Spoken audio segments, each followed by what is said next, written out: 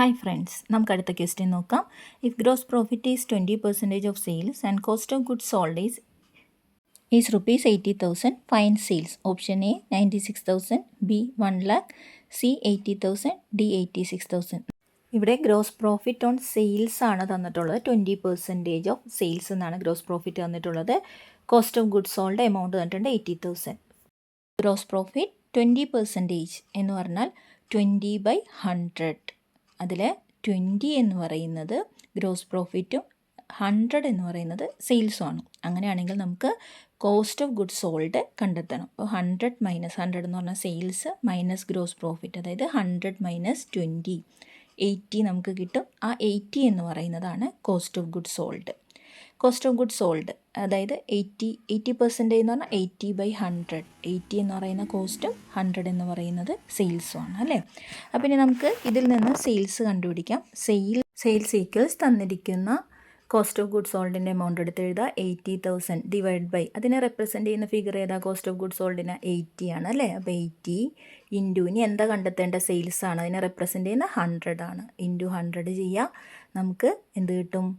Answer 1 lakh നമുക്ക് ലഭിക്കും. അപ്പോൾ ഓപ്ഷൻ ബി ആണ് correct answer. 1 lakh sales 1 lakh ആണ് ലഭിക്കുന്നത്.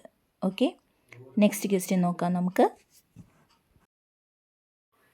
The concept which assumes that a business has its own identity distinct from its owners is a dash concept.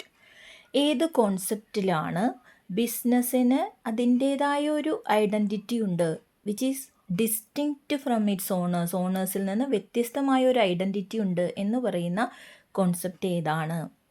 Option D ആണ് right answer. Next question നമുക്ക് നോക്കാം. In accounting from incomplete records opening capital is computed using. Incomplete റെക്കോർഡ്സിൽ opening capital എങ്ങനെയാണ് compute ചെയ്യുന്നത്? Option A total debtors account, B opening statement of affairs, C total creditors account, D cash account. Which is the right answer? The answer is opening statement of affairs. Option B ആണ് right answer. Okay, next question നോക്കാം. If the total of debit side of receipts and payments account exceeds the total credit side it represents.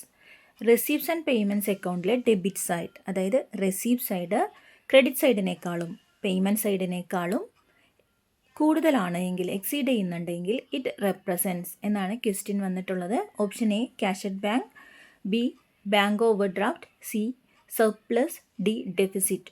Answer വരുന്നത് receipt സൈഡാണ് കൂടുതൽ അല്ലെങ്കിൽ debit സൈഡാണ് കൂടുതലെങ്കിൽ option A cash at bank. Next നോക്കാം. Subscription received in advance during the current year. Options A an asset, B an income, C a liability, D a profit.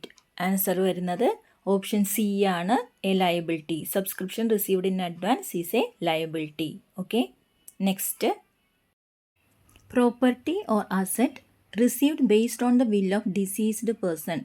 ഒരു deceased പേഴ്സൻ്റെ will പ്രകാരം receive ചെയ്യുന്ന property or asset എന്താണെന്നാണ് question ചോദിച്ചിട്ടുള്ളത്.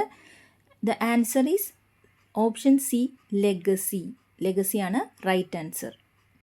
The accounting standard applicable for amalgamation is. The answer is option A AS 14 ആണ് amalgamation വരുന്നത്. Okay, next നോക്കാം. While calculating purchase consideration, assets are valued at option A book price, B market price, C revalued price, D none of these. ഏതാണ് answer വരുന്നത്? Purchase consideration calculate ചെയ്യാനായിട്ട് asset value ചെയ്യുന്നത് ഏതിലാണ്?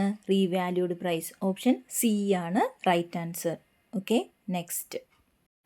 Identify the true statement. Statement 1. Accounting standards ensure that financial statements of different companies can be compared. Accounting standard ensure ചെയ്യുന്നത് different കമ്പനീസിലെ financial statements നമുക്ക് compare ചെയ്യാൻ സാധിക്കും എന്നാണ് സ്റ്റേറ്റ്മെൻറ്റ് 1 പറയുന്നത്. അത് ട്രൂ ആണോ? ട്രൂ ആണ് അല്ലേ. ഇനി സ്റ്റേറ്റ്മെൻറ്റ് 2 നോക്കാം. Accounting standards and accounting conventions are one and the same thing. Accounting സ്റ്റാൻഡേർഡ്സും അക്കൗണ്ടിങ് കൺവെൻഷൻസും സെയിം ആണെന്നാണ് സ്റ്റേറ്റ്മെൻറ്റ് 2 പറയുന്നത്. ഇത് കറക്റ്റ് ആണോ?